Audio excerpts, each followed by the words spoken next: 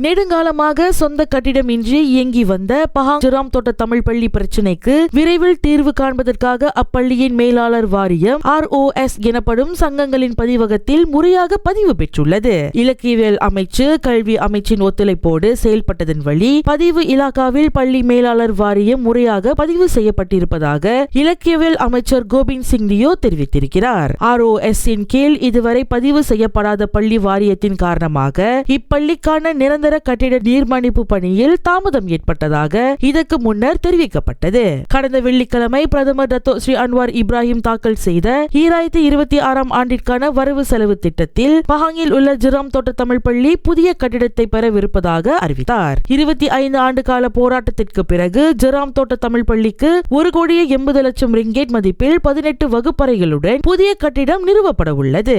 இந்த திட்டத்தால் பள்ளி நிர்வாகத்தினர் மகிழ்ச்சி ஆழ்ந்துள்ளனர். கடந்த 25 ஆண்டுகளாக கொள்கலனில் இயங்கி வரும் இப்பள்ளியில் தற்போது 46 மாணவர்கள் பயிலும் வேளையில் 10 ஆசிரியர்கள் பணிபுரிகின்றனர்.